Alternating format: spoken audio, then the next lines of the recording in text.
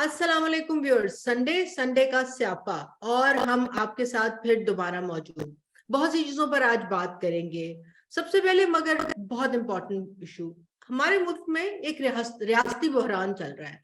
इस रियासती बहरान की जड़ क्या है? सारे उसके इश्यूज को तो जरूर उस पर बात कर रहे हैं, मगर हर चीज की एक जड़ होती है। तो उसकी जड़ क्या है? क्या उसकी जड़ वो पुतली घर है जो हर दफा एक स्क्रिप्ट लिखता है, किरदार बनाता है, निजाम को अपने हाथ में रखता है और फिर जितनी पुतलियां होती हैं, चाहे वो पीडीएम हो या पीटीआई हो, उनको नचाता है? या जुडिशल तकसीम है, जो जुडिशल तकसीम अनापसंदी की भेंट पर चढ़ रही है? मगर ये भी तो हो सकता है कि वो इस क्राइसिस का एक बहुत अहम किरदार इलेक्शन कमीशन ऑफ पाकिस्तान हो। आईनी इदारा तो वो भी था, आईनी हदूद और कयूद तो उसको भी मालूम थी। तो फिर ऐसा क्या हुआ कि वो अपना काम नहीं कर सके? तो क्या उन्होंने लुढ़काया? मगर हम हमेशा पॉलिटिकल साइंस पढ़ने वाले जो बैठे हैं ना यहाँ पर, हम कहते हैं कोई भी चीज को आप कंटेक्चुअलाइज किए बगैर नहीं समझ सकते। तो समझने की बहुत जरूरत है कि आखिर ये रियासती बहरान जो इस वक्त जुडिशल क्राइसिस जिसमें टॉप पर है, वो कैसे शुरू हुआ। तो इसके लिए थोड़ा सा ही पीछे जाने की जरूरत है, और वो साकिब निसार साहब का टाइम है। तो साकिब निसार साहब का टाइम, जहां पर से काजी फाइज ईसा साहब का केस शुरू हुआ। फिर सियासी क्राइसिस पर आए तो खान डॉन लीग से शुरू करें, और खान साहब का वो वक्त जब वो एक ही पेज पर थे और फिर वो पेज फट गया और फिर दो हमारी सूबाई असेंबलियां तहलील हो गई। आइन को सब ने साक्रोसांट बनाया। ओ आइन एनी वड्डी बेबे है ना, जिन्हों सारे चुकी फिरते ने, मगर एक्चुअली ये सारे आइन को थाली का बैंगन समझते हैं। जिसका जो दिल चाहता है वो लुढ़का देता है। हर एक का अपना मकसद है, हर एक की अपनी इंटेंट है, जो उस वक्ती फायदा उठा रहे हैं, और नतीजतन मुल्क में इस वक्त सवाए केओस के कोई नहीं। और उस केओस को बढ़ा रहा है हमारी माशी बिगड़ती हुई सूरत हाल और दोबारा उभरती हुई दहशतगर्दी की लहर।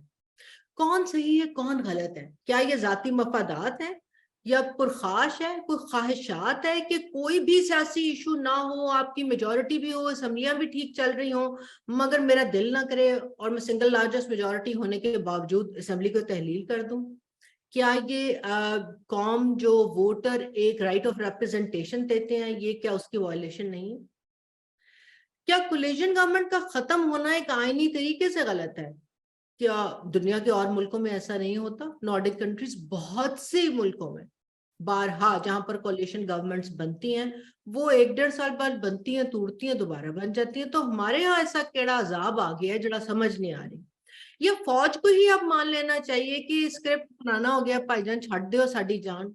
और उसके बाद जो उन्होंने फिफ्थ वॉरफेयर के नाम पर सोशल मीडिया पर एक बवाल छोड़ा है, उसकी वजह से जो हमारे माशरे में तकसीम बढ़ती गई है और ऐसी दरार पड़ गई है कि सोशल कोहेजन का होना मुझे आइंदा आते हुए वक्त में होता नजर नहीं आ रहा।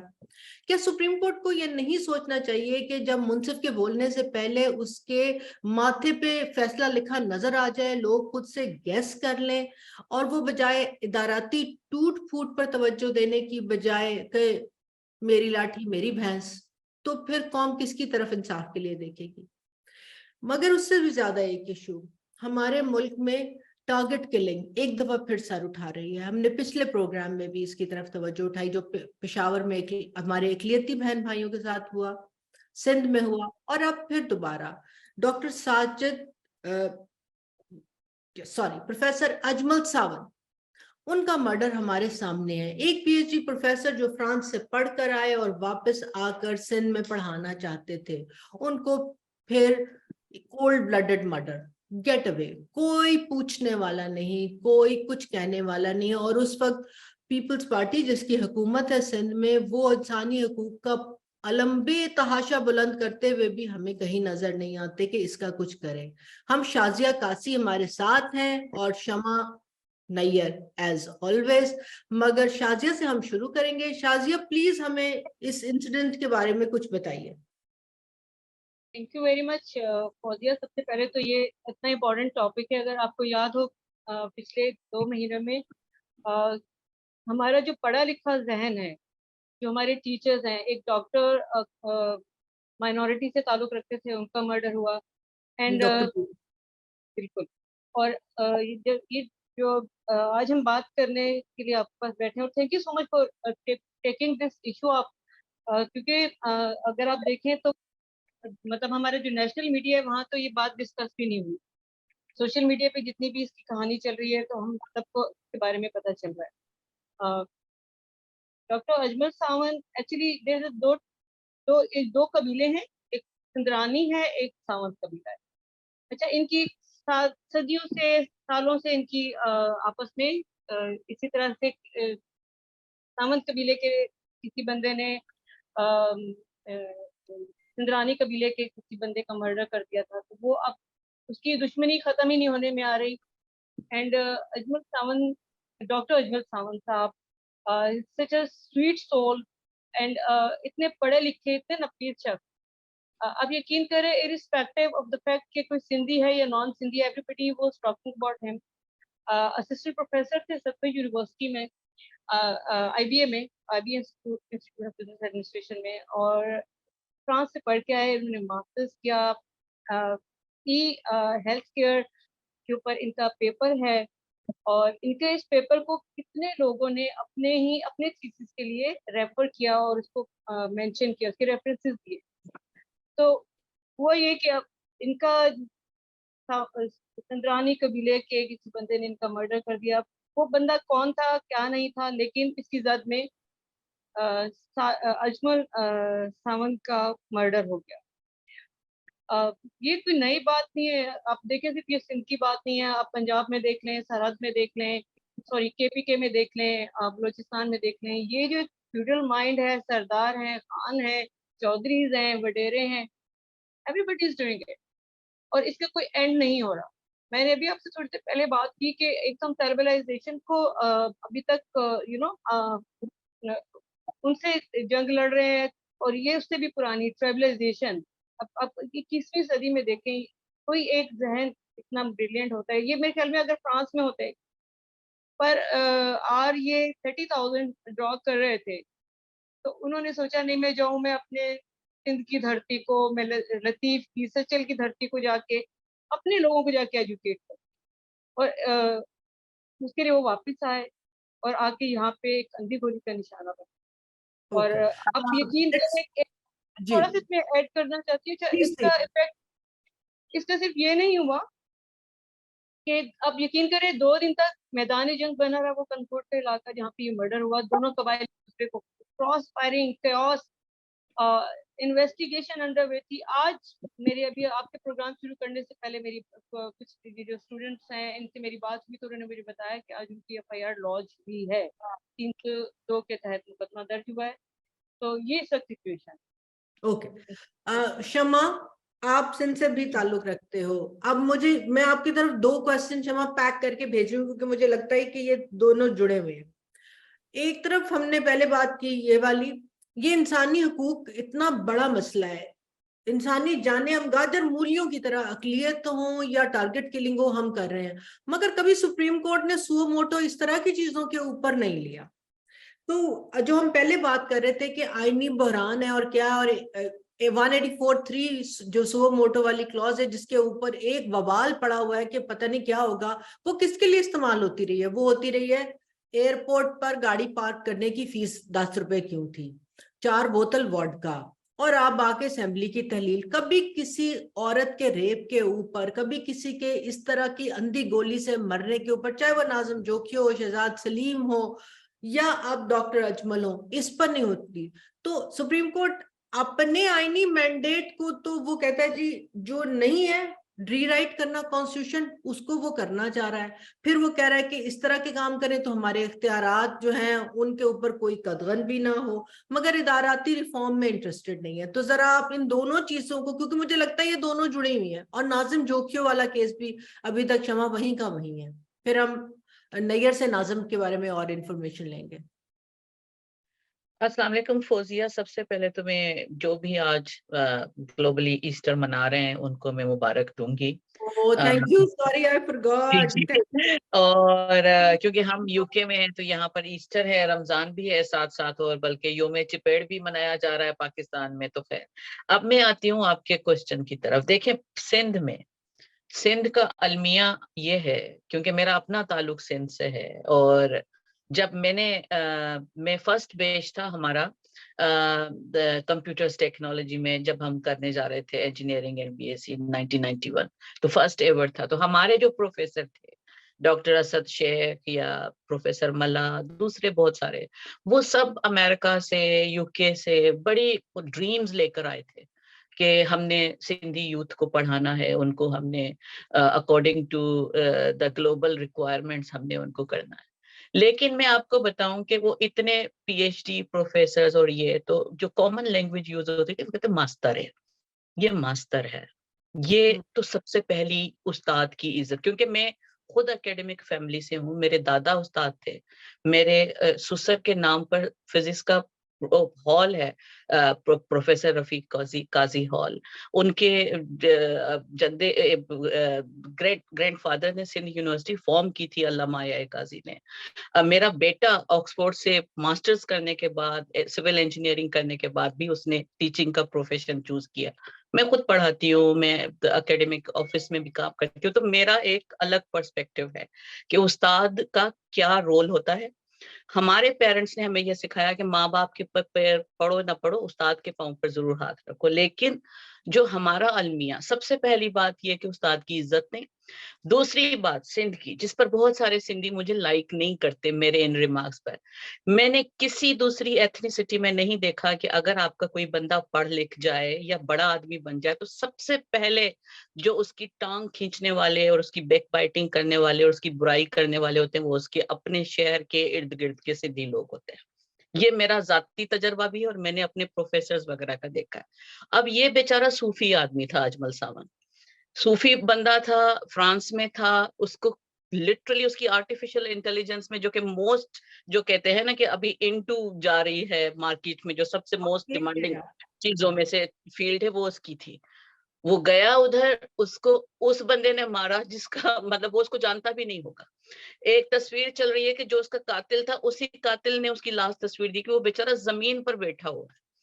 और यहाँ पर जितने जो ओवरसीज सिंधी वगैरह, उनको बुला बुलाकर उनकी दावतें करता था। मैं कभी, मेरा उनसे राब्ता नहीं हुआ, लेकिन बहरहाल अब जब मैं फेसबुक देख रही और जब मैं उसका ट्विटर देख रही, तो वो बिल्कुल ही सूफी मंच, बस उसको सिंध की वो खिदमत करने गया था। सिंध ने उसको, मैं कबायली लड़ाई नहीं कहूंगी, जाहिलों जो जाहिल कबायले में नहीं कहूंगी, मैं कहूंगी वो अपनी जन्मभूमि पर गया, अपनी सिंधी जबान के लोगों को पढ़ाने के लिए, और उन्होंने उसको एक लाश में तब्दील किया। और ये लाश सिर्फ अजमल सावन की नहीं है। डॉक्टर बीरबल का आप देखें लास्ट वीक, सिंध में चाहे वो कबायली दुश्मनी हो, चाहे वो जहालत हो, चाहे वो माइनॉरिटी हो, एक सोचे समझे मंसूबे के तहत ब्रेन ड्रेन जो हो रहा है और जो वापस जा रहे हैं, उनको जानकर या उनकी टारगेट किलिंग की जा रही है, या उनकी जिंदगी इतनी खराब की जा रही है कि या तो वो अपनी जिंदगी को, वही बात के कर्ज करते हुए यहाँ पर रहे, या वो मुल्क छोड़कर चले जाए। मैं अपने प्रोफेसर्स को दोबारा काउंट करूं, वो पता नहीं कितना ब्राइट फ्यूचर्स छोड़कर गए, लेकिन वहां पर उनको वो रिस्पेक्ट नहीं मिली जो डिजर्व करते थे, इसलिए कि वो सिंधी प्रोफेसर थे और सिंधी मुआशरे को वो तालीम दिया। अगर वो इस्लामाबाद में होते, उनकी ज्यादा इज्जत होती, अगर वो लाहौर में होते, उनकी ज्यादा इज्जत। क्योंकि ये मैं इसलिए भी कह रही हूँ कि मैं लाहौर में भी रही हूँ, मैं इस्लामाबाद में भी रही हूँ, मैं बलोचिस्तान में भी रही हूँ और काम किया है मैंने, और मैं सिंध की तो मेरा अपना ताल्लुक है। तो हम ये सारा जो गवर्नमेंट को ब्लेम करें, ये गवर्नमेंट को ब्लेम करने की बात नहीं है। ये अगर जीडीए की गवर्नमेंट होती, या अरबाब गुलाम रहीम की होती, या जो भी होते अपोजिट, वो भी इसी माइंडसेट के हैं। हमारा माइंडसेट खराब है। हम सबसे पहले, कोई पंजाबी आप देखें यहाँ पर, ओवरसीज का पंजाबी हो, वो अपनी उनको बुलाएगा, कम्युनिटी बनाएगा। सिंधी आपको नहीं मिलेंगे कम्युनिटी इतनी, 2-4 लोग होंगे लाइक माइंडेड, जो उनका पॉलिटिकल डिफरेंस होगा मेरे जैसे लोगों से, वो सबसे ज्यादा उसी को हार्म पहुंचाएंगे। तो ये चीज मुझे कभी भी समझ में नहीं आती। तो मुझे कुछ फ्रेंड्स ये कहते हैं कि क्योंकि मैं हाफ सिंधी हूँ, तो इसीलिए मैं पूरी तरह से वो चीज को एनालाइज नहीं कर पाती, लेकिन एटलीस्ट मैं हाफ सिंधी हूँ, तो I have right to ask कि प्लीज आप यूनिट क्यों नहीं करते। अब आई नाज़िम जोखियों वाली बात पर, और सुप्रीम कोर्ट का जो आपने कहा था अज़खुद नोटिस। सुप्रीम कोर्ट अज़खुद नोटिस लेती है नस्ला टावर पर, जहां पर उनके अपने मफादात होते हैं। मगर कॉन्स्टिट्यूशन एवेन्यू पे नहीं लेती हूँ, तो माफ कर दे। कॉन्स्टिट्यूशन रेवेन्यू पर भी देखें, जहां पर उनके मफादात होते हैं, फिर चाहे वो पंजाब के इलेक्शन, केपी के इलेक्शन पर क्यों नहीं, वो एक ही सो मोटो था ना, एक ही था, सारा जोर पंजाब के इलेक्शंस पर क्यों हो रहा है, जो कि 62% of the population of Pakistan है। Why not KP? तो ये चीज तो सारी, अब ये जो जस्टिस गुलजार थे, उनका सो कॉल्ड वो भी सिंधी थे, उनका सिंध से ताल्लुक थे, लेकिन सबसे ज्यादा सिंध दुश्मन जो कहते हैं ना कि लेटली जो हिस्ट्री में आया है, सुप्रीम कोर्ट की हिस्ट्री में जज, वो जस्टिस गुलजार था। उसने नाजिम जोखियों का जो केस हुआ, या आप देखें कि और दूसरे केस जो शाहजेब जतोई, शाहजेब वाला और शाहरुख जतोई वाला केस था, वो सो मोटो नोटिस था, लेकिन वो भी पॉलिटिकली मोटिवेटेड था। हम लोग शुरू में, जो मुझे याद है कि क्रिसमस की नाइट थी, शाहजेब का जब बच्चे का मर्डर हुआ, सबसे पहले वाले ट्वीट करने वालों में से नहीं हम थे। 4-5 साल हम लोग बोलते रहे। उसके बाद ये हुआ कि जिस फैमिली के लिए हम बोलते रहे, वो पैसे लेकर भाग गई। फिर वो एक अलग पॉलिटिकली हुआ कि मैंने ही फिर ये नुक्ता उठाया था कि जो कसास और दियत अगर रेमंड डेविस देता है तो वो छूट जाता है, लेकिन शाहरुख जतोई जाता है तो वो स्टिल वो अंदर होता है। क्यों? क्योंकि अगेन वही से दुश्मन। तो ये चीज देखे, ये जो हमारा इंसाफ है ना, ये भी बड़ा ही बायस्ड किस्म का इंसाफ है पाकिस्तान में। उसको जजेस आप देखे, काजी फायज ईसा का ताल्लुक बलोचिस्तान से, उनसे क्या हो रहा है। एक मिनट में यहाँ बात काटूंगी काजी फाइज ईसा के केस में, क्योंकि मैं और बात करना चाह रही हूँ, तो let me hold you there और मैं आपके पास वापस आती हूँ। नहीं है, आपने ये सारी बातें सुनी, क्यों ये सुओ मोटो और बड़ी हुकूमतें जो हैं, इनको क्या 4 बोतल वोडका इम्पोर्टेंट है सुओ मोटो लेने के लिए, मगर प्रोफेसर अजमल का कत्ल नहीं, डॉक्टर बीरबल का कत्ल नहीं, शहजाद सलीम, नाजिम, जो मतलब कितने नाम है, हम तो थक ही जाए नाम ले लेके। देखिए फौजिया, मेरा ख्याल है बड़ी डिटेल में जो बताया है जो हमारी बहन पहले आई थी, तो अब वो जो डॉक्टर अजमल सावंत का केस है, उसमें एक तो एफआईआर दर्ज हुई है, और हम इसको बड़ी वो कोई बात समझ रहे हैं कि एफआईआर बिलाखिर दर्ज हो गई है। एक बंदा कत्ल हुआ है, एक इंसानी जान गई है, एक उस्ताद का कत्ल हुआ है, एक पढ़े लिखा शख्स जो कि बाहर अपनी नौकरी छोड़कर यहाँ पर आया कि यहाँ पर आकर वो सर्व करना चाहता है अपनी धरती को, तो उसको मार दिया गया। और उसके बाद हम इस बात पर शुक्र ला रहे हैं, हमारी इस एक जहनी हालत को, और हमने वो जो एक कर लिया ना, वो जो मैं आपसे उस दिन भी बात करी थी कि ये न्यू नॉर्मल है, कि हम इस बात को बहुत बड़ी बात समझ रहे हैं कि बड़ी बात है भाई, एफआईआर दर्ज हो गई है। तो भाई एफआईआर उस बंदे का राइट है जिसकी जान गई है, कानूनी कार्रवाई उसका राइट है जिसकी जान गई है। तो ये एफआईआर, ये कानूनी कार्रवाई, ये उस बंदे का राइट है जिसकी जान गई है।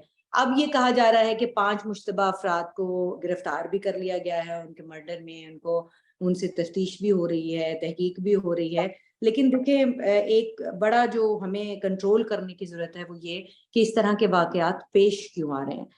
एक बंदा तो चला गया ना, अब आप जो है वो उसकी तहकीक करेंगे, तफ्तीश करेंगे, और तफ्तीश और तहकीक से क्या होगा। अभी आपने शाहरुख जतोई की बात की है, अभी आपने जो है वो जोखियों की केस की बात की है, तो ये सारे केसेस जो हैं वो कहीं लटके हुए हैं। हाँ। और वो केसेस जो हैं वो आगे बढ़ के नहीं दे रहे हैं। जो जजा और सजा का हमारा निजाम है, वो सारी 90% वो मिल के जो है वो कोशिश करता है कि किसी तरह से जो मुजरिम है उसको किस तरह से बचा लिया जाए। जो मर्डर हो गया जिस बंदे का, जो मुद्दई है, वो बेचारा सारी जिंदगी जो है वो अदालतों में अपने जूते घिसाता रहता है और उसको इंसाफ नहीं मिलता। तो यहाँ पर जो सबसे बड़ा मसला है वो ये है कि हमारा जो जजा और सजा का निजाम है वो काबिल भरोसा ही नहीं है। आम बंदे को जो है वो भरोसा ही नहीं है। पहले तो उसकी अदालत तक रसाई नहीं है, वो अदालत पहुंच जाएगा तो उसकी इंसाफ की जो असल एक कहते हैं ना रूह, उस तक रसाई नहीं है। वो बेचारा 5-6 साल जो है वो छोटे से केस में भी वो अदालतों में चक्कर लगाता रहता है और मायूस होकर घर चला जाता है। उसको पता है कि उसको इंसाफ नहीं मिलता। इंसाफ कहाँ मिलता है? हम हमेशा इस बात का रोना रोते हैं कि जब आधी रात को अदालतें खुलती हैं तो वो किसी डॉक्टर अजमल सावंत के लिए नहीं खुलती, वो किसी शाहरुख जतोई के लिए नहीं खुलती, वो जो है वो किसी बच्ची के रेप के ऊपर नहीं खुलती कि भाई वो उस बच्ची का रेप हो गया या उस बच्ची को जो है वो तशद्दुद का निशाना बनाया गया। हमारे यहाँ ये आम सी बातें हैं, it's okay. It's not okay. हमें ये जो ह्यूमन राइट्स की वायलेशन है इसको प्रायोरिटी बनाना पड़ेगा। उसके बाद जो है वो, और जब 1-2 लोगों को सजा होगी तो फिर जो है वो आगे बढ़ेगा।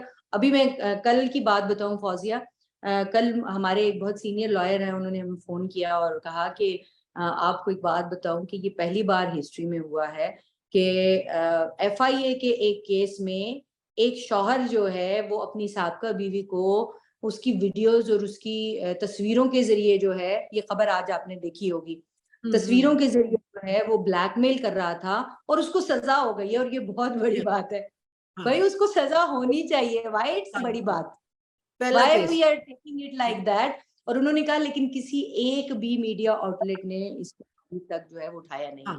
सही कह रहे हैं। काइंडली इसको जरा हाईलाइट करें ताकि लोगों में उम्मीद पैदा हो कि FIA कहीं ना कहीं काम करता है। और ये जो साइबर क्राइम नैयर की ये इतनी छोटी सी खबर है, डॉन में मेट्रो अंदर के पेज में मैंने आज पढ़ी और मैंने कहा ये क्या है, और मैंने बड़े गौर से पढ़ी। Shazia, before I go to Shama, आप कोई सो मोटो के, क्योंकि आप वकील भी हैं, तो आप सो मोटो के ऊपर जो कट्टा चल रहा है उसके ऊपर कुछ कहना चाहते हो? देखें, सो मोटो पर जो कट्टा चल रहा है उस पर तो सॉरी शमा, मैंने कहा शाजिया से ले लूं, और क्योंकि फिर आपसे मैंने काजी फाइज ईसा के बारे में बात करी। Sorry Shazia, go ahead. Sorry नहीं, नॉट एट ऑल। जी बिल्कुल, जैसे भी सबने बात की, अभी जैसे सबने बात की कि देखिए इंसानी हुकूक सबसे ज्यादा बड़े हुकूक होते हैं, और हमारी अदालतें इस बात की जामिन होती हैं कि इंसानी हुकूक की पैरवी करेंगी। अभी जो बात करी थी नैयर, और जब भी जो उसका थोड़ा सा बैकग्राउंड नाज़िम जोखिम केस के हवाले से भी बात हुई, तो इसकी सबसे बड़ी मिसाल अब इससे साबित होता है कि जो हमारा क्रिमिनल जस्टिस सिस्टम है वो एक तो कितना पुराना है, कितना वो सीधा है, और बिल्कुल नाकाम है, बिल्कुल नाकाम है। देखें, मैंने अभी पिछले दिनों की एक कॉन्फ्रेंस हुई थी तो मैंने उसमें ये बात की थी। मैंने कहा देखें, किसी इंसान का मर जाना किसी का जाती अमल नहीं होता है, जिसकी जाती लड़ाई नहीं होती है। आप आपस में कॉम्प्रोमाइज करते हैं, आप उस कातिल को फ्री छोड़ देते हैं, तो वो सोसाइटी के लिए किस कदर हार्मफुल होता है। ऐसे ही किसी खातून का रेप हो जाता है या किसी बच्ची का रेप हो जाता है, वो फैमिली की इज्जत और गैरत का सवाल आ जाता है। वो अंदर ही इस बात को छुपा लेते हैं और खत्म कर देते हैं। लेकिन आपने एक दरिंदे को फ्री हैंड दे दिया, उसने बोला अच्छा इस दफा मैं छूट गया हूँ, तो किसी अगली दफा हम कुछ और भी करके छूट सकते हैं। ठीक है, थैंक यू शाजिया, बहुत शुक्रिया आप हमारे साथ आज जुड़े और आपने हमें ज्वाइन किया। हम आइंदा भी आपको तंग करते रहेंगे। शमा, कमिंग बैक टू, आपको मैंने रोका था काजी फाइज वाले एक सवाल पे, क्योंकि बात मैं ये करना चाह रही थी कि इदाराती रिफॉर्म, हम कह रहे हैं ना जुडिशियल रिफॉर्म का, अब वो पीछे चले जाओ, आप जस्टिस गुलजार तक भी गए, साकिब निसार साहब से नाम हम लेते हैं एक वो हम कहते हैं ना, ये post justice Iftikhar Chaudhry era में हम रह रहे हैं, फिर वहां से हमने जस्टिस काजी फाइज ईसा का कट्टा उठाया, मगर अब तो यूं लग रहा है कि अंदर की जो उनकी जंग है वो असरअंदाज हो रही है। जैसे शाजिया भी कह रही थी कि अगर इतनी पर्सनलाइजेशन शुरू होने लग जाए, जहां पर आपको एक तरफ चीफ जस्टिस के मैं बड़ा जज्बाती हो रहा हूँ, मेरे 4 जो ब्रदर जजेस थे, मेरे जो जजेस थे उनके लिए उनको यहाँ पर रगड़ा गया, तो नहीं भाईजान, नहीं रगड़ा गया ना। जब सरीना ईसा अदालत में खड़ी होकर रोई थी, या उसको आपने पिन टू द वॉल किया था, तब किसी को के जज्बात जो थे ना वो न मुश्तल हुए थे या न मुंतशर हुए थे, या वो कहीं हिले जुले भी थे। मगर हाँ, आज आप बुलाए ना बुशरा बीबी को कि बाजी आए आप यहाँ पर खड़े हों, तो फिर मैं देखती हूँ फिर जज्बात कहाँ पर जाते हैं। तो आप अपनी बात वहीं से दोबारा जोड़ लो। देखिए, मैं बुशरा बीबी से शुरू करूंगी। उसको वो नहीं बुला सकते।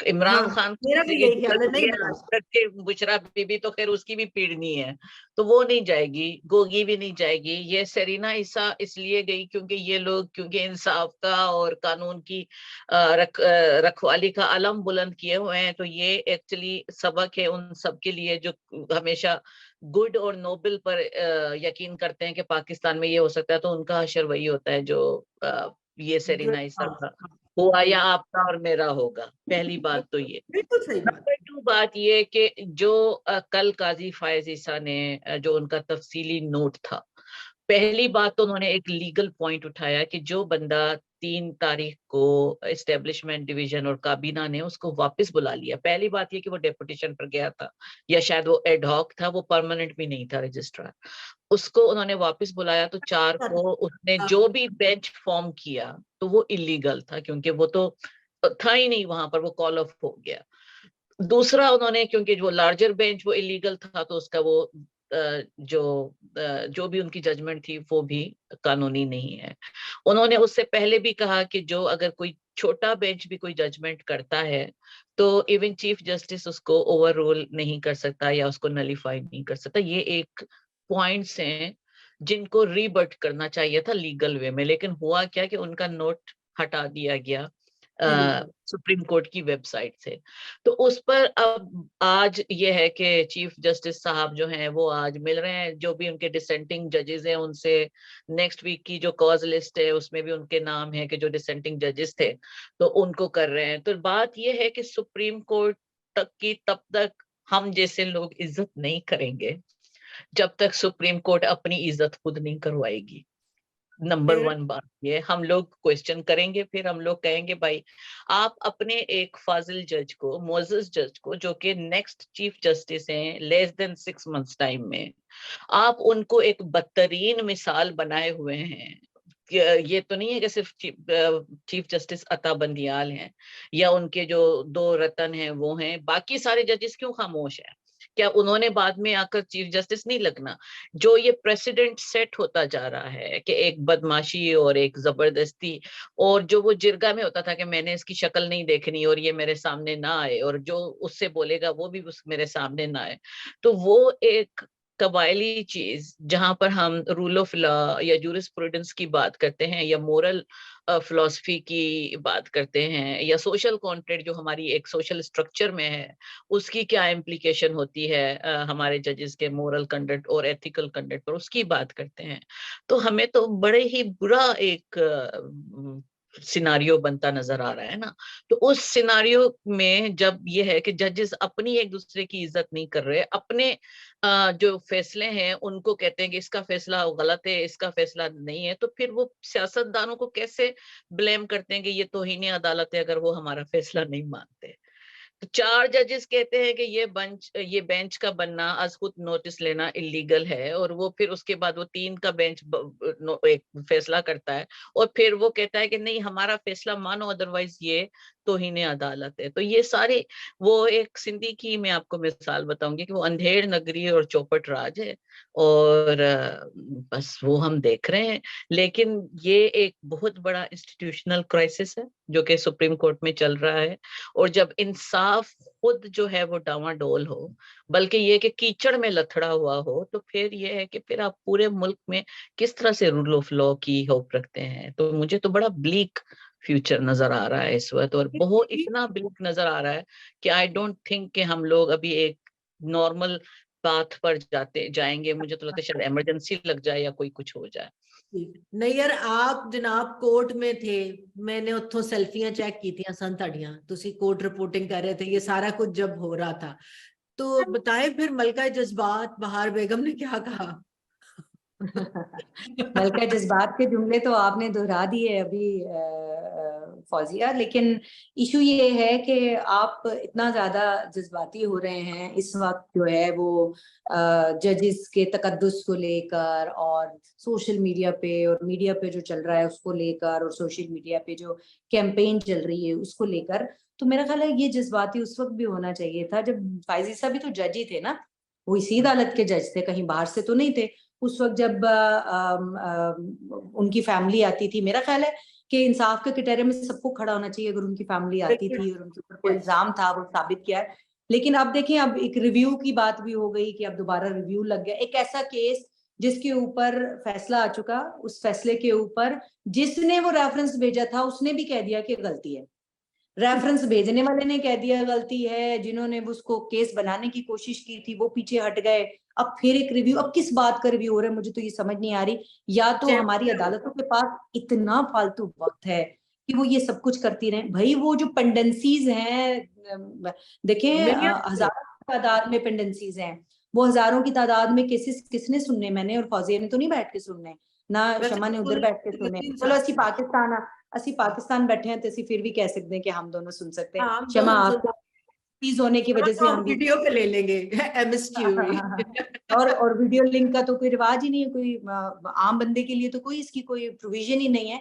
लेकिन अब ये जो जिसकी तरफ इशारा जो है वो शमा ने भी किया कि अब एक ये नया सीन ये चल रहा है कि चीफ जस्टिस उन तमाम जजेस को जिनको उन्होंने साइड लाइन किया था, और चीफ जस्टिस को जो है वो बिला इम्तियाज काम करना होता है जब बेंच की डिवीजन होती है, तो एक लामहदूद इख्तियारात जो हैं, लेकिन उनको बैलेंस तरीके से इख्तियारात बेशक लामहदूद थे लेकिन उनको इस्तेमाल करते हुए उनसे पहले भी जजेस इस्तेमाल करते रहे, लेकिन एक बड़ा वाजे वो जो है वो तफरीक नजर आई कि कुछ जजेस जो हैं वो मुख्तलिफ बेंचेस का हिस्सा बनते हैं और कुछ मखसूस जजेस जो हैं उनको साइड लाइन किया जाता है, उनको या तो केसेस दिए नहीं जाते या फिर ऐसे केसेस दिए जाते हैं जो कभी फैजाबाद धरने के हवाले से बात होती है, कभी कहाँ से, और वो कंट्रोवर्शियल केसेस होते हैं और उन कंट्रोवर्शियल केसेस के फैसले कंट्रोवर्शियल होते हैं और वो फैसले जो हैं वो बाद में इन जजेस के।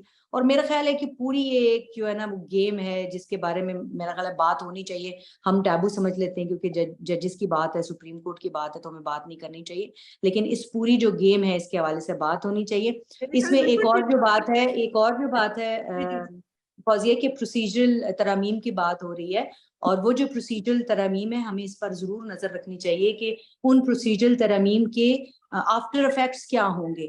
उन प्रोसीजरल तरामीम को इतनी जो जल्दबाजी में कराने की कोशिश की जा रही है उसकी वजह क्या है और उससे फवाइद कौन हासिल करेगा।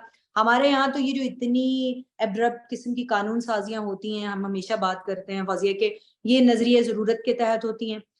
इनमें किसी ना किसी सियासी जमात का, जो जमात इसको मंजूर करा रही होती है उसका मफाद होता है, और वरना फिर जो है वो कानून साजी के लिए ऐसे बिल जो अवामी मफाद के बिल हैं वो सालों पड़े रहते हैं, वो एक से दूसरी हुकूमत में चले जाते हैं, दूसरी से तीसरी कमेटी में जाते हैं, लेकिन वो मंजूर होने की तरफ नहीं जा सकते। उनके अगर गलती से कोई मंजूर हो भी जाए तो उसके रूल्स ही नहीं बनते कई सालों पे। आप जर्नलिस्ट प्रोटेक्शन बिल को ले लें, उसके रूल्स बन के नहीं दे रहे। तो मेरा ख्याल है ऐसे बहुत सारे बिल्स हैं जिन पर बात होनी चाहिए, लेकिन प्रोसीजरल तरामीम का बिल सदर साहब ने वापस भिजवा दिया, अब वो वापस गया है, तो अब अंडरस्टूड बात है कि कुछ दिन के बाद वो वापस आएगा और वो कानून बन जाएगा। हाँ। तो ये जो एक तरीकाकार है, इसकी वजह से बड़े जो हैं वो आफ्टर शॉक इसके सामने आएंगे, और वो फैसला अब जिन जजेस ने इख्तिलाफ किया था, जिसकी बात अभी शमा भी कर रही थी, तो वो उन्होंने इख्तिलाफ जो है उनका इख्तिलाफ जो है वो पार्शियल था, उन्हें सिर्फ सो मोटो के इख्तियार के ऊपर और सो मोटो के हवाले लेने के हवाले से था, लेकिन 90 दिन के इलेक्शन के ऊपर तो उन्होंने भी फैसला दिया हुआ है। उन्होंने कहा 90 दिन में इलेक्शन कराएं जनाब आप, लेकिन अब सुप्रीम कोर्ट, अब ये जो बात है कि उस दिन सुप्रीम कोर्ट में भी यही बात होती रही, उसके बाद भी हम जो आईनी माहिरीन से बात करते रहे उनका भी यही कहना था कि आप अगर ये इख्तियार नहीं है इलेक्शन कमीशन का कि वो इस तरह से जो है वो इलेक्शन का की तारीख अनाउंस करे, तो क्या ये सुप्रीम कोर्ट का इख्तियार है कि वो ना सिर्फ ये कि तारीख अनाउंस करे बल्कि उसके बाद पूरा शेड्यूल दे दे कि पेपर इस डेट को जमा होंगे, फलां इस डेट को, इलेक्शन कमीशन को बंद कर दें, वो किस काम के लिए बैठा हुआ है। अगर किसी ने कुछ नहीं करना। थैंक यू वेरी मच, आपने ना खुद ब खुद आप मेरे नेक्स्ट क्वेश्चन पे चले गए जो मैं इसी तरफ जाना चाहती थी और ये जुड़े हुए थे। नहीं यार, फिर आप इसके ऊपर जरा इलेक्शन कमीशन के ऊपर आई थिंक वो ड्रॉप होगी, इलेक्शन कमीशन के ऊपर ही अगर आप बात कर लो कि इलेक्शन कमीशन जो है वो आईनी एक अदारा है, और वो आईनी अदारा है, उसको कॉन्स्टिट्यूशन ने बनाया, उसका भी एक कॉन्स्टिट्यूशनल मैंडेट है। 90 दिन वाली बात पर तो किसी को भी इख्तिलाफ नहीं है, और अगर इलेक्शन कमीशन ने अब ये करना, किसी में आप और मैं हैं फौजिया, किसी को इख्तिलाफ नहीं वाली पार्टी आप और मैं हैं, या फिर जो है वो पीटीआई है, या वो जिन्होंने फैसला दिया है वो हैं, बहुत सारे लोग हैं जिनको इख्तिलाफ है, बहुत सारी पार्टी से इख्तिलाफ। वो बात उतनी बात मैं भी मानती हूँ, having work with election commission, के इलेक्शन कमीशन जो है उसके हाथ बहुत सी चीजों में बंधे होते हैं, और it has to be a big thing for them to say कि ये जितनी चीजें तौजीहात हमारे सामने पेश की गई हैं ये ऐसी हैं कि हाँ हम समझते हैं कि ये इलेक्शन करवाना इस वक्त बिल्कुल पॉसिबल नहीं है, जो वेरी फ्रैंकली मतलब इकोनॉमिक इश्यूज तो हमें नजर आ रहे हैं, दूसरे जो है वो हमें नहीं नजर आ रहे और शायद हमें नहीं ओपन स्पेस पे नजर आने भी चाहिए, ये भी हो सकता है। मगर मेरा कहने का मकसद ये है कि फिर इलेक्शन कमीशन को डट के खड़े होना चाहिए था ना। इलेक्शन कमीशन ने अगर अपनी इंडिपेंडेंस अपनी शो कीजिए, हम इंडिपेंडेंट हैं, हम न्यूट्रल हैं, और उसके बाद हमारा एक आईनी हक है, हम उसको प्रोटेक्ट करेंगे। तो एक वक्त में ऐसा लगा कि सुप्रीम कोर्ट और ये दोनों आईनी इदारे एक दूसरे के सामने आ गए। तो अब आकर अगर आपने सुप्रीम कोर्ट की ही बात माननी थी और शेड्यूल सुप्रीम कोर्ट ने जारी कर दिया जो ओवरराइड कर गए इलेक्शन कमीशन का भी मैंडेट, तो फिर मेरा तो दिल नहीं करता फिर बिस्ती करा के मननी सी तो पहले मान लेंदे तुसी। नहीं, मुझे तो लगता है कि मुझे तो लगता है फौजिया से अगला जुमला ये होना चाहिए कि फैसला भी सुना देना सी कि कौन है जो हुकूमत बना रहा है और कौन जीता है कौन हारा है। लेकिन देखिए ये एक बहुत बहुत जो है ना वो प्रिसाइज बात है, आपने बिल्कुल टू द पॉइंट जो नुक्ता रखा है कि देखिए तमाम इदारों के अपने अपने इख्तियारात है और इदारे जब अपने अपने इख्तियारात और अपने अपने दायरे इख्तियार के अंदर रहते हुए काम करते हैं तो मसाइल कम होते हैं। लेकिन साडा मसला ये है कि सब ने सबका काम करना है, जिस इदारे का काम है उसने अपना काम नहीं करना, दूसरे इदारे की तरफ उसकी खूब नजर है। लेकिन इलेक्शन कमीशन की अगर बात की जाए तो अभी आज की ताजा तरीन जो स्टोरी है वो ये है कि जो कैबिनेट है उसने पंजाब में आम इंतखाबात से मुतालिक अदालती फैसले पर अमल दरामद को नामुमकिन करार दे दिया है। अब ये विफाकी काबीना नामुमकिन करार दिया। अब इलेक्शन कमीशन के ऊपर आपने बात की, विफाकी काबीना वाली बात के ऊपर मैं आऊंगी, लेकिन इलेक्शन कमीशन की जो आपने बात की कि देखिए एक फैसला आया है और उसके साथ उस फैसले में अगर आप गौर करें तो तफसीलात में ये बात लिखी हुई है, हालांकि भी तफसीली फैसला नहीं है, लेकिन जो मुख्तसर फैसला आया उसमें पूरा शेड्यूल देने के साथ साथ ये भी कहा गया है कि आप 10 तारीख को साढ़े को वापस आ जाओ, एक रिपोर्ट लेकर आ जाए। अगर आपको जो है वो फंड्स नहीं फराहम किए जाते या ये नहीं होता या वो नहीं होता तो आप हमारे पास वापस आ जाएं। फंड्स की फराहमी के हवाले से, सिक्योरिटी के हवाले से उन्होंने मैंडेट देके इलेक्शन कमीशन को भेज दिया। अब इलेक्शन कमीशन जाहिर है वो फिर हुकूमत के पास जाएगा कि भाई हमने इलेक्शन कराने, हमें ये फराहम किया जाए। अब अगर विफाकी काबीना की तरफ से देखें, ये बहुत बड़ी स्टोरी इसलिए है कि अब इस एक नुक्ते के ऊपर इलेक्शन कमीशन ने ऐलान कर दिया हम इलेक्शन कराने को तैयार हैं। आप ऐसा करें कि आप सारी जो सुप्रीम कोर्ट की अहकामात की रोशनी में और हमारी डिमांड की रोशनी में जो कि इलेक्शन कराने के लिए लाजिम है, आप हमें जो है वो सहूलियात फराहम कर दें। अगर वो सहूलियात फराहम नहीं हुई हैं और विफाकी काबीना ने ये फैसला कर लिया है कि नामुमकिन है ये फैसला कराना, और उसके साथ साथ इलेक्शन कमीशन को फंड्स की फराहमी का फैसला भी अभी तक नहीं हो सका है और ये मामला जो है ये पार्लियामेंट को भिजवाने पर इत्तेफाक कर लिया गया है और सुप्रीम कोर्ट में जो प्रैक्टिस और प्रोसीजर बिल है उसकी मुश्तरका इजलास से पार्लियामेंट की मंजूरी लेने का भी फैसला कर दिया गया, उसकी मंजूरी कर ली गई है। तो ये सारी चीजें आप देखिए कि एक खास कड़मस जो है वो एक खास सिमत की तरफ निशानदेही कर रहा है कि इलेक्शन नहीं होने। हाँ, एक कड़मास में इजाफा है। Shama, last question to you क्योंकि we are running out of time और हम इलेक्शन कमीशन की बात कर रहे थे, वो आप बीच में ड्रॉप हो गए कि अगर इलेक्शन कमीशन एक आईनी इदारा है और आईनी इदारा अपने आप को भी तहफ़्फ़ुज़ नहीं दे सकता और 90 दिन का उसको भी पता था और ये सारे इश्यूज उसको मालूम थे, तो अब आकर जो है उन्होंने मानना था कि शेड्यूल भी उन्होंने दे दिया, अपनी अब आईनी आपने जगह भी छोड़ दी, तो फिर पहले ही मान जाते हैं। और अभी आप नैयर ने बताया कि अब फेडरल गवर्नमेंट ने कहा है कि मुमकिन नहीं है पंजाब में इलेक्शन कराना। So your comment on election commission and then will wrap up, क्योंकि यहाँ पहली बात यह है कि इलेक्शन कमीशन एक आईनी इदारा है। Who is supreme court to give instructions to election commission? पहली बात तो मुझे उनकी हायरार्की पर सख्त यानी यह है कि क्वेश्चन है और कंसर्न है। Supreme court has no authority to give instructions to election commission, number 1, क्योंकि वो किसी हाई कोर्ट के चीफ जस्टिस को नहीं कह सकते कि आपने किस तरह से केस चलाना है, वो अपने फेलो जज को भी नहीं कह सकते। तो chief election commissioner also holds the same category और जो कहते हैं कि जो होता है वो। दूसरी बात ये है कि अगर आपके पास आइन कहता है कि आप 90 दिन में इंतखाब करवाएं, आइन ये भी कहता है कि आप साफ और शफाफ इंतखाबात कराएं। तो जब साफ और शफाफ इंतखाबात की बात आती है तो हर कोई बेक ऑफ कर जाता है। हमने 2018 में देखा किस तरह से इंतखाबात हुए, RTS हुए। हमने ये भी देखा कि अभी देख रहे हैं कि अभी एक मखसूस टाइम फ्रेम में जो इंतखाबात की बात हो रही है और उस पर जो बातें चल रही हैं कि फिर वो इंतखाबात किस तरह से जनरल इलेक्शंस पर असरअंदाज होंगे। तो ये सारे भी पॉइंट्स हैं जो कि इलेक्शन कमीशन को टेकन इनटू अकाउंट करने होते हैं। However they haven't. वो ये कहते हैं कि हमें रिसोर्सेज जब आप देंगे तो हम करेंगे। अब रिसोर्सेज देने वाली फेडरल गवर्नमेंट है, फेडरल गवर्नमेंट के अपने पॉइंट्स हैं कि वो क्या बात करते हैं। और वो कहते हैं हमारे पास नहीं है पैसे तो आप क्या कर सकते हैं। फिर ये है कि अगर सुप्रीम कोर्ट को इतनी जल्दी है तो वो फिर वो जिस तरह बाबे रहमत ने डैम फंड बनाया था तो वो इलेक्शन करने का भी फंड बना ले, क्योंकि वो तो माई बाप है। अब जाते जाते आपके प्रोग्राम के, क्योंकि लाइव हैं, तो मैं ये कहूंगी कि अभी हमारे व्हाट्सएप ग्रुप में फवाद चौधरी मुझे थ्रेटन कर रहे हैं, क्योंकि उनकी एक लिस्ट उन्होंने बनाई थी पुलिस अफसरान की, उनमें से एक अफसर की डेथ हो गई है।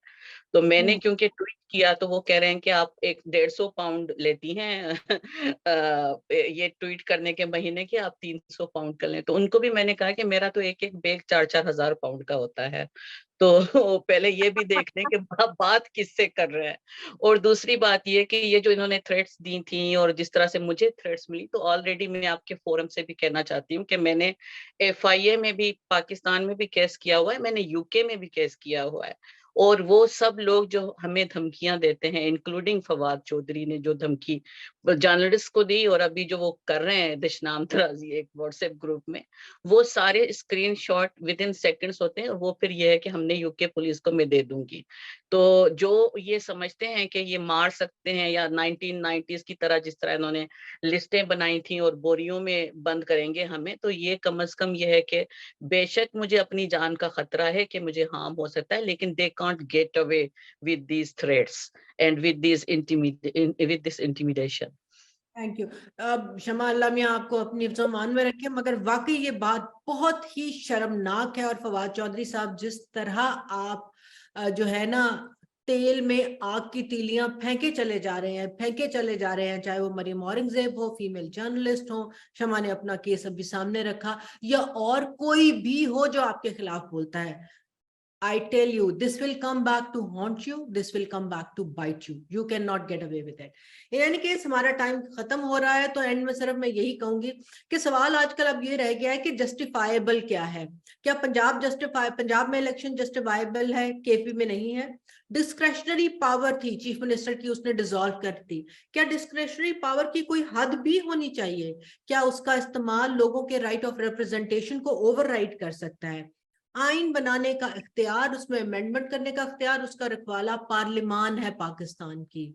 आईनी कोर्ट जब तक नहीं बनता, जुडिशरी को कलेक्टिव विजडम इस्तेमाल करनी होगी, इसलिए कि वो मुनसिफ नजर आ सके और बियॉन्ड अ रीजनेबल डाउट मुनसिफ नजर आ सके।